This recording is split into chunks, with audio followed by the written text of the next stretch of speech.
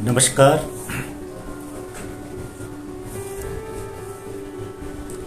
मैं विशुद्ध चैतन्य फिर से एक बार आप लोगों के सामने में लाइव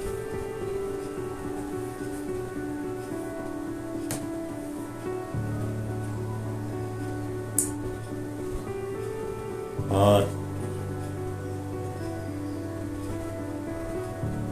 आज का विषय है सकारात्मकता के साइड इफेक्ट्स।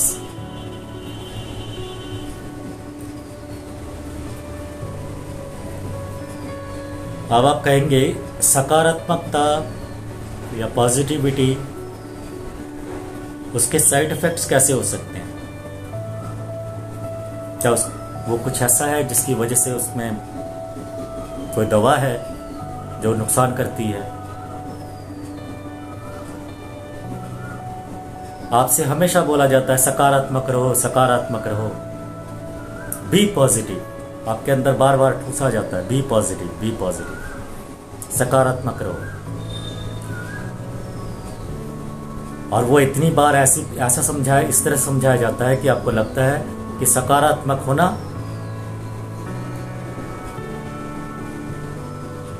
बहुत ही अच्छा गुण है, उससे बहुत से लाभ हैं। लेकिन अगर आप सकारात्मकता का साइड इफेक्ट देखें, उसका एक नकारात्मक प्रभाव भी है। हर एक चीज चाहे वो कितनी ही अच्छी क्यों ना हो,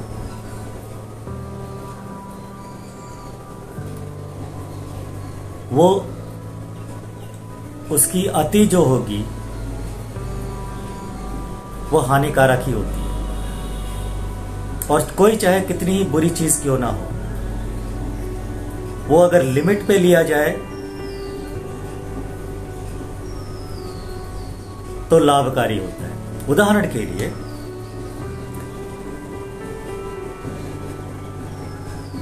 कॉन्फिडेंस होना अच्छी बात है, ओवर कॉन्फिडेंस होना भी अच्छी बात है। अगर आप ओवर कॉन्फिडेंस में आते हैं तो वो भी थोड़े समय के लिए अच्छा है, लेकिन हमेशा अगर ओवर कॉन्फिडेंस में रहेंगे तो गड़बड़ है। कभी कभी जरूरत पड़ती है जहां ओवर कॉन्फिडेंस की जरूरत पड़ती है।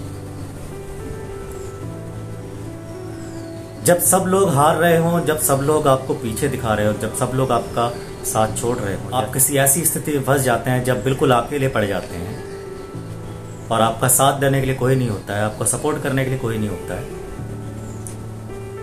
उस समय ओवर कॉन्फिडेंस अच्छा लगता है, अच्छा होता भी है। क्योंकि अब आपको दूसरों की सहयोग की, दूसरों से प्रोत्साहन की आवश्यकता नहीं है। तब खुद को ही प्रोत्साहित करना पड़ता है, खुद को ही हिम्मत देना पड़ता है, खुद को ही आगे बढ़ाना पड़ता है।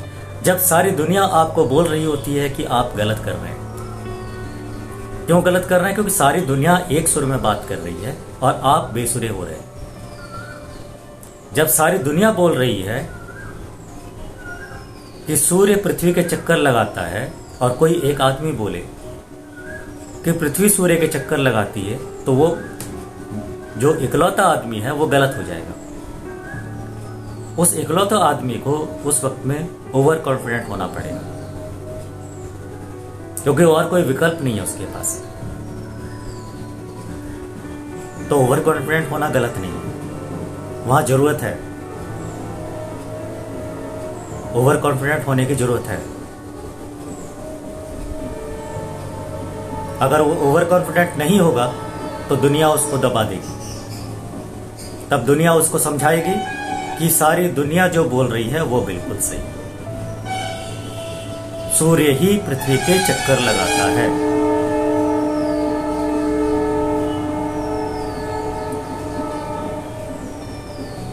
और सारी दुनिया मिलके अपने, क्योंकि वो एक इकलौता आदमी जो बोल रहा है, वो इकलौता आदमी सारी दुनिया पे भारी पड़ रहा है, इसीलिए उसको मार देना जरूरी है।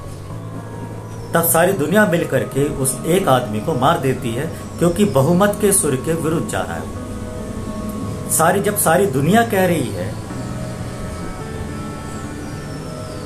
कि सूर्य पृथ्वी के चक्कर लगाता है, तो एक अकेला आदमी कैसे बोल रहा है? अगर वो बोल रहा है, इसका मतलब उसको मार देना चाहिए। अगर उसको नहीं मारेंगे तो सारी दुनिया खतरे में पड़ सकती है, क्योंकि वो अकेला आदमी सब कुछ उल्टा कर देगा। फिर हो सकता है वो अकेला आदमी सूर्य को भटका दे दिशा से, पृथ्वी के चक्कर लगाने के बजाय कहीं और चक्कर, किसी और का चक्कर लगवाने लग जाए, इसीलिए उसको मार दिया जाता है। ठीक इसी तरह से समय समय पर अलग अलग अंधविश्वास पनपते हैं, और वो अलग अलग अंधविश्वास इतने प्रभावी होते हैं कि सारी दुनिया उस अंधविश्वास पे जकड़ जाती है। उदाहरण के लिए, आज सरकारी महामारी एक अंधविश्वास है, और उसको अंधविश्वास कहने वाले मेरे जैसे कुछ इक्के दुक्के गिने चुने लोग होंगे जो उसको अंधविश्वास कह रहे हैं। लेकिन सारी दुनिया कह रही है कि वो महामारी है, क्योंकि इतने सारे लोग मर रहे हैं, इतने सारे लोग हताहत हो रहे हैं। किसी का पड़ोसी मर गया, किसी का रिश्तेदार मर गया, इसीलिए वो महामारी है। क्यों महामारी है? अगर आप गौर से देखें, महामारी कैसे हो गई? क्योंकि मीडिया ने दिखाया है कब्रिस्तान में इतनी लाशें गिर रही हैं। मीडिया ने दिखाया है इतने लोग श्मशान घाट में जलाए जा रहे हैं, चिता के लकड़ी कम पड़ रही है, और ये हो रहा है और वो हो रहा है। कोई भी आदमी ये नहीं डिफरेंशिएट कर रहा वहां पर कि रेगुलर मरने वाले, मतलब नियमित जो आ रहे थे, रेगुलर ग्राहक जिसे हम कहते हैं, तो नियमित मरने वाले कितने लोग हैं और कोरोना से मरने वाले कितने लोग हैं।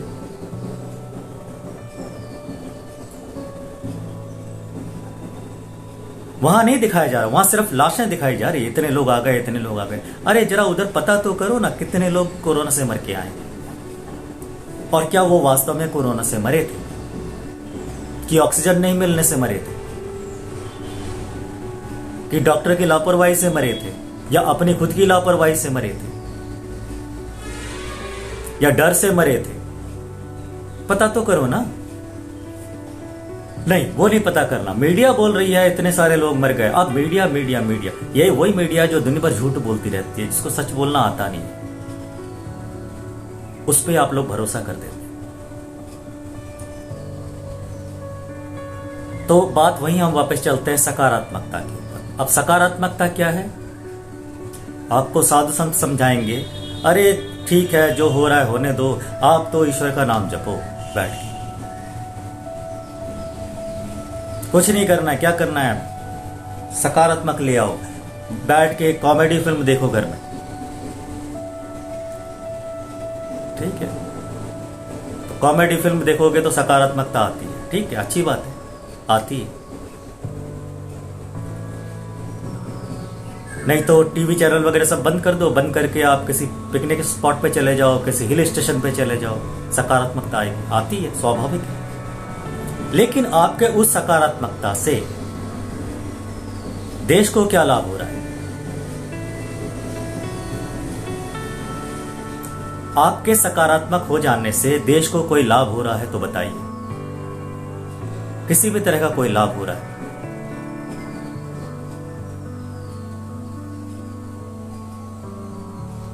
आपके कॉमेडी शो देखने से देश को कोई लाभ हो रहा है? आपके ध्यान भजन करने से देश को कोई लाभ हो रहा है?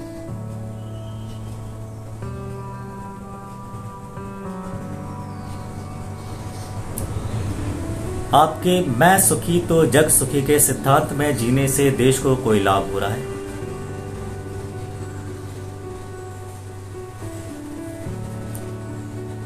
अब आप सीधा सीधा वापस घूम के प्रश्न मेरे से पूछेंगे कि मैं जो यहां बैठा हुआ हूं, मेरे से देश को क्या लाभ हो रहा है? स्वाभाविक है। तो बता दूं कि मेरे से देश को यह लाभ हो रहा है कि मैं उस भेड़ चाल में नहीं चल रहा हूं, देश को वो बात बोल रहा हूं जो बात बोलना चाहिए, जो एक साधु संतों को बोलना चाहिए, जो एक जागृत व्यक्ति को बोलना चाहिए, जो एक चैतन्य व्यक्ति को बोलना चाहिए। मेरा धर्म यही है। अगर मैंने सन्यास लिया हुआ है तो मेरा सन्यास का मतलब ये नहीं है कि बैठ के भजन करो, भोजन भजन शयन के सिद्धांत पे चलो। सन्यास का मतलब मेरा सिर्फ इतना है कि मैं स्वयं को जागृत करूं, समाज की खोखली परंपराओं मान्यताओं से स्वयं को मुक्त करूं और साथ ही समाज को उस मान्यताओं से मुक्त होने में सहयोगी बनूं। यह है मेरा सन्यास और वही कर रहा हूं मैं, वही मैं कर रहा हूं। मैं अपना धर्म का ही पालन कर रहा हूं। मेरा धर्म नहीं है बैठ करके सारे दिन कमरे के अंदर बैठ के जय जय करते रहो, भजन करते रहो, भोजन करते रहो। साधु सन्यासी आजकल करते क्या है, जब इलेक्शन होता है तो साधु सन्यासी अचानक निकल के आ जाते हैं बाहर। नेताओं की तरह ये भी निकल के आते हैं बाहर, फिर आकर के आपको बताते हैं कि हमारे नेता को जिता दोगे तो 30 रुपए में डॉलर मिलेगा, 30 रुपए में पेट्रोल मिलेगा। फिर उनका नेता जीत जाता है, सत्ता में पहुंच जाता है, उसके बाद वो साधु सन्यासी गायब हो जाते हैं। फिर उन साधु सन्यासी को पता नहीं चलता। पेट्रोल 100 रुपए में पहुंच जाता है, डॉलर 70 रुपए में पहुंच जाता है,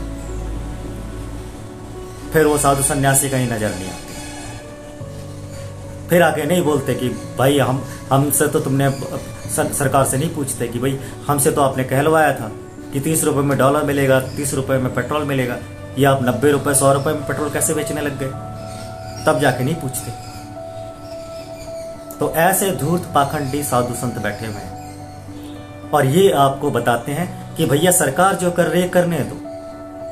अगर सरकार आपको लूट रही है तो अच्छा है ना, तो लूटने दो, उसका काम है। आप तो बैठ के जय जय करते रहो। आप हमारे पास चले आओ, हमको चढ़ावा चलाओ, हमको प्रसादी चढ़ाओ, हमारे आश्रम में आओ, यहां पे बैठ के जय जय करो। नहीं तो आपको ध्यान और मुक्ति और मोक्ष के बड़े बड़े डायलॉग बोले जाते हैं। आपको नए नए सिद्धियों के तरीके बताए जाते हैं कि आप ये वाला मंत्र जाप करोगे तो आपको सिद्धि मिल जाएगी, ये करोगे तो वो सिद्धि मिल जाएगी। इनके खुद के पास में सिद्धि ये होती है कि कोरोना के नाम पर इंजेक्शन लगाने पहुंच जाते हैं।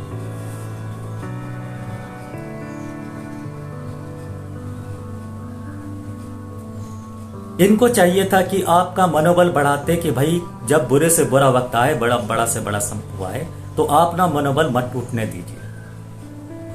आप हल्की सर्दी जुकाम बुखार आ जाए तो उसके चक्कर में अस्पताल मत दौड़िए।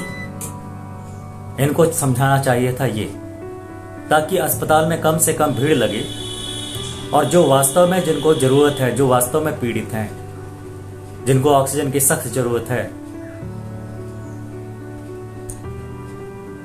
जिनको अभी वेंटिलेटर की जरूरत है, जो सीरियस बीमार हैं, उनको इलाज मिल सके। आपको हो गया सर्दी और जुकाम या हल्का सा वायरल हो गया, हल्का सा फीवर हो गया और आपने दौड़ लगा दी, नहीं नहीं पहले मेरा इलाज होना चाहिए। चले गए, पहुंच गए अस्पताल में, लाइन लगाए खड़े हो गए। खुद के अंदर ताकत ही नहीं रह गई, अपने अंदर इतनी भी शक्ति नहीं रहेगी कि थोड़ी बहुत बीमारियां बर्दाश्त कर ले। और ये क्यों हुआ?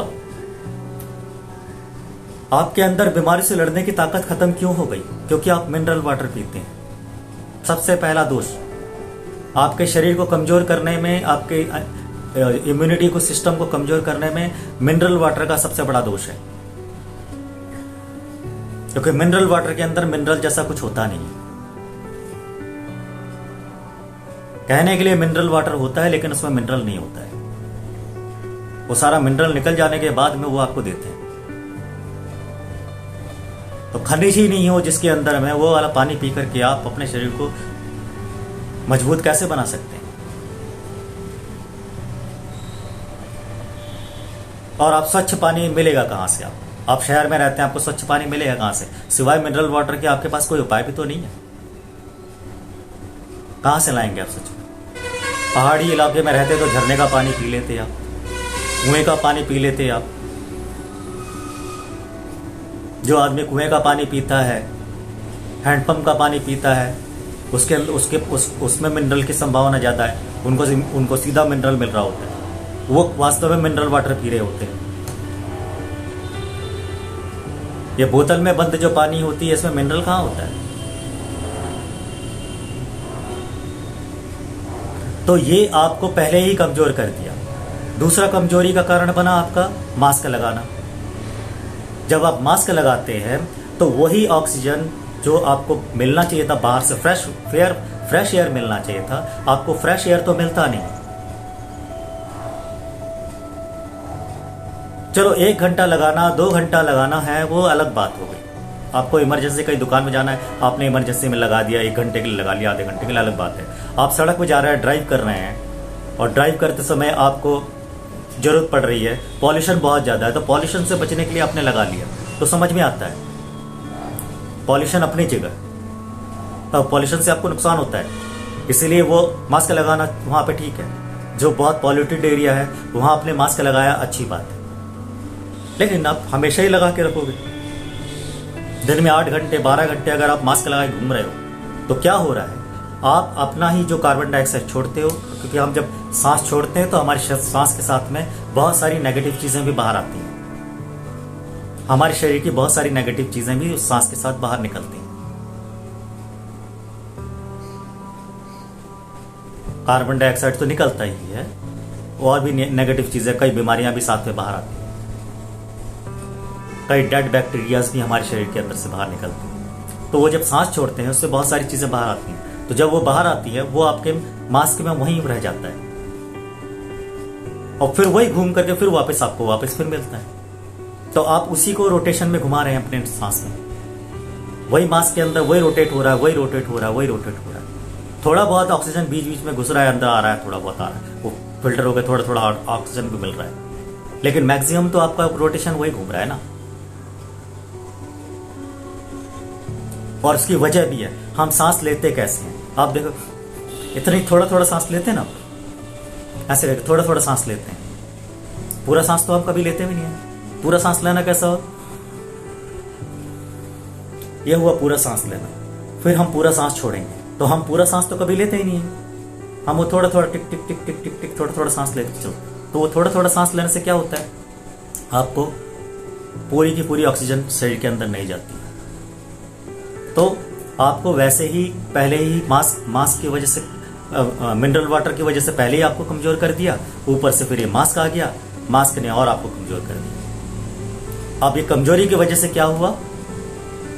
आपका शरीर का इम्यूनिटी सिस्टम कमजोर हो गया, आपकी रोग प्रतिरोधक क्षमता घट गई, और यही वजह है कि आप हल्का बीमारी, हल्का बुखार में मर जाते हैं। आपको और दूसरा क्या होता है? Psychological effect. साइकोलॉजिकल इफेक्ट कैसे? जब चारों तरफ से बोला जाएगा कि ये चीज ऐसा ऐसा हो रहा है, ऐसा ऐसा हो रहा है, तो आपके अंदर भी होगा। एक सिंपल उदाहरण है, आप ट्रेन में बैठे हैं, यात्रा कर रहे हैं, आप देखेंगे 4-5 लोग बैठे हैं और वो ऊँग रहे हैं या वो सो रहे हैं। आप बैठेंगे, उनको देखते देखते वो अचानक आपको भी नींद आने लग जाएगी, चाहे आप कितने जोश से आए। आप थोड़ी देर जोश में बैठे रहेंगे वहां पर, लेकिन देखेंगे सब आसपास सारे लोग सो रहे हैं या ऊँग रहे हैं, तो आपको भी नींद आने लग जाएगी, आपको जमाइयां शुरू हो जाएगी। ये सिंपल है,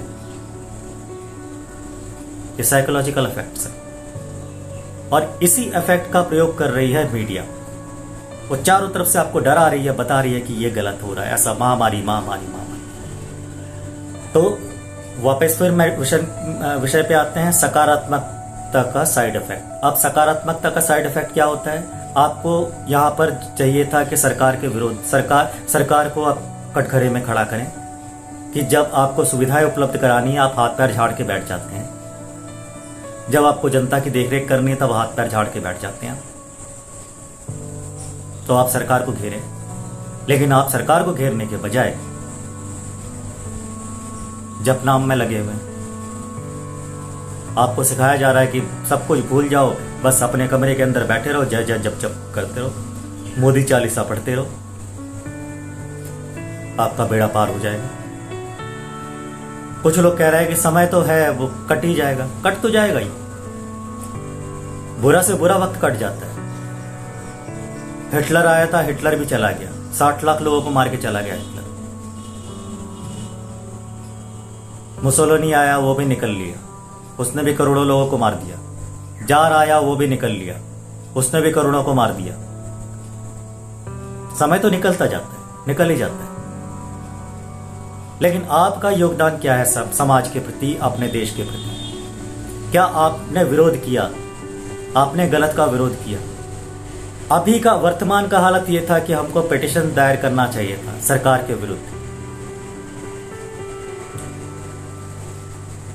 मैं लगातार मीडिया में बोल रहा हूं, लगातार मैं अपने सोशल मीडिया में बात बोल रहा हूं कि हमको पिटीशन दायर करना चाहिए।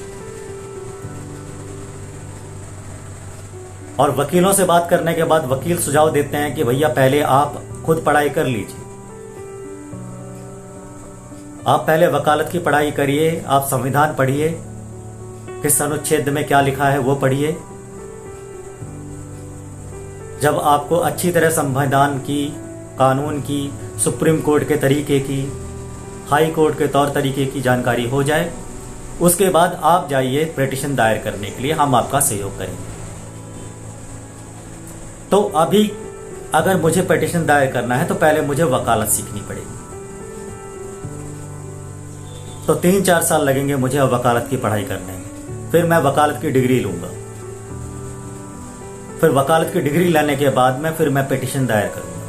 तब तक सरकार बदल जाएगी। अभी जितने वकील हैं इस समय, इनमें से किसी की हिम्मत नहीं है कि जाकर पिटीशन दायर करे कि सरकार अपनी जवाबदेही, अपनी जिम्मेदारी से भाग रही है। अभी जो वकील हैं, अभी जो राजनीतिक पार्टियां हैं, विपक्ष में जितने बैठे हैं, उनमें से किसी की हिम्मत नहीं है। वो इतना भी करने के लिए तैयार नहीं है कि वो मुझे एक फॉर्मेट बना के दे दें कि भाई ये तरीका है, इस तरह से। वो इतना भी करने के लिए तैयार नहीं है। उल्टा मुझे सुझाव दे रहे हैं कि आप बना लीजिए, फॉर्मेट बना लीजिए, जैसा आपको चाहिए करना है कर लीजिए। फिर आप सुप्रीम कोर्ट जाइए, सुप्रीम कोर्ट में बाहर बहुत सारे वकील भटकते रहते हैं, उन वकील को पकड़ लीजिए। वो 50-60 हजार रुपए लेंगे, 25 हजार रुपए लेंगे आपसे। वो लोग आपके नाम पर एफिडेविट दायर कर देंगे।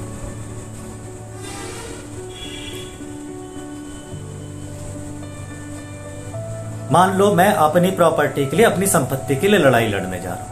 यहां ये जनहित की बात हो रही है। यहां देश संकट में पड़ा हुआ है, लोग मर रहे हैं, लोगों के साथ समस्याएं हो रही हैं, लोग बेरोजगार हो रहे हैं।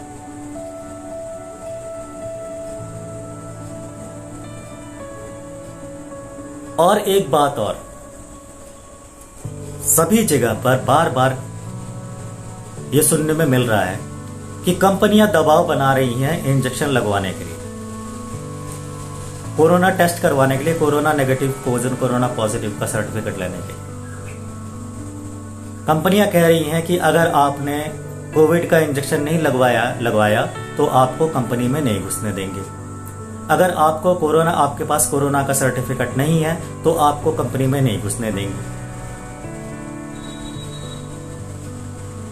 फिर कहा जा रहा है ये स्वैच्छिक है, आप लगाना ना लगाना आपकी मर्जी। ऊपर से कहा जा रहा है अगर आप ये सब नहीं करेंगे तो आपको कंपनी में नहीं घुसने देंगे। फिर ये भी सुनने में आ रहा है आपको ट्रेन में नहीं चढ़ने देंगे। फिर कहा जा रहा है ये स्वैच्छिक भी है। ये दोगलापन क्यों है?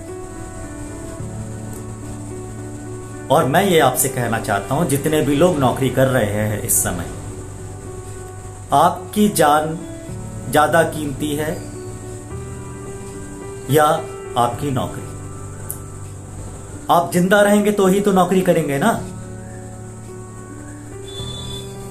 कि नौकरी करेंगे तो जिंदा रहेंगे।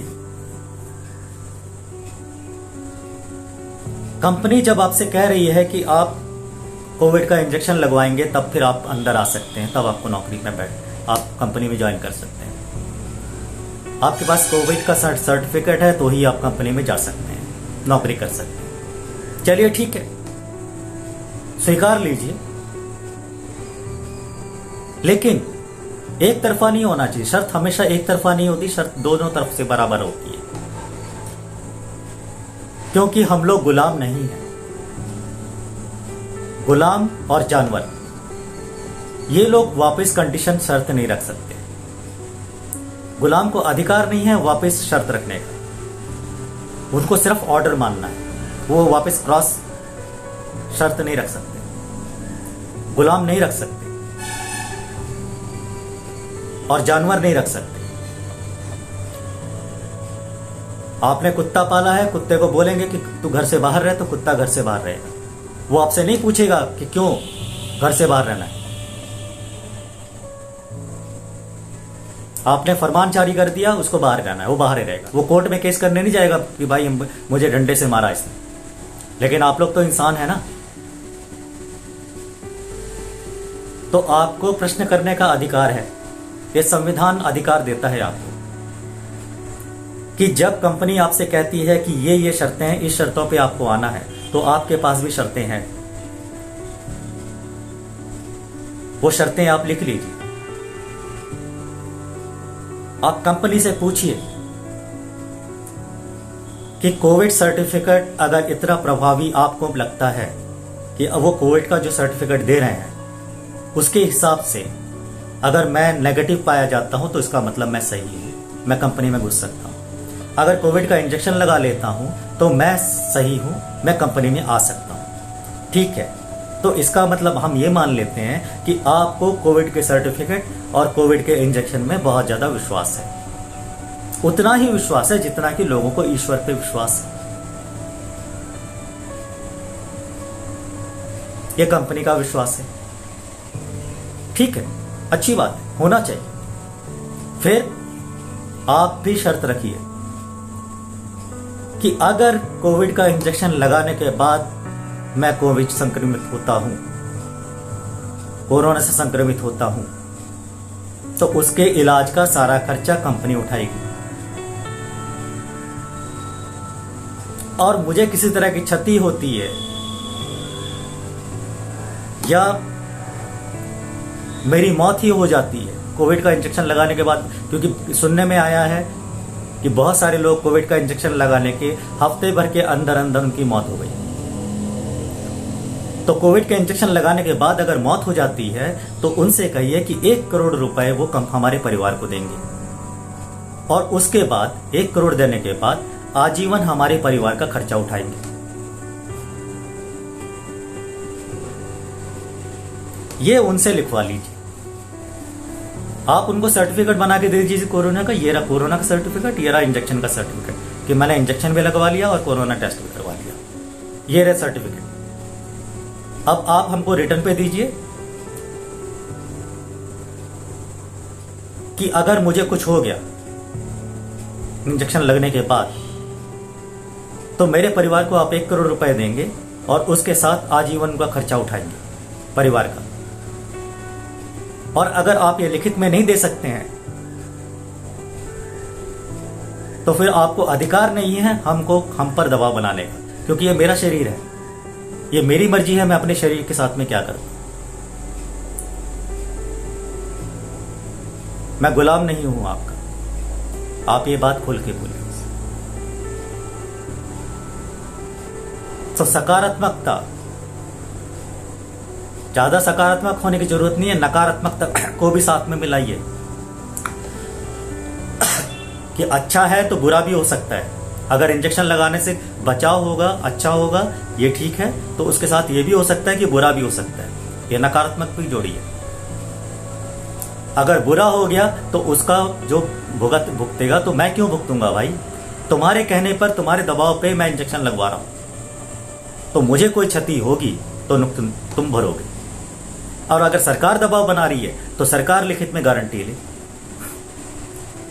कि अगर मुझे कोरोना हो जाता है, इंजेक्शन लगने के बाद मुझे कोरोना संक्रमित होता हूं या मैं मारा जाता हूं, तो मुझे 1 करोड़ रुपए का हर्जाना देंगे मेरे परिवार को और आजीवन उनका खर्चा उठाएंगे। बस। तो सकारात्मकता इतना ज्यादा मत बना लीजिए अपने अंदर कि वो आपके लिए नुकसान का कारण बन जाए। इतना सकारात्मकता अच्छा नहीं है। नकारात्मकता का भी अपना महत्व है। मेरी बात अगर आपको समझ में आ रही है तो उस पर चिंतन करिए। भेड़ बकरी मत बनिए, इंसान बनने का प्रयास करिए।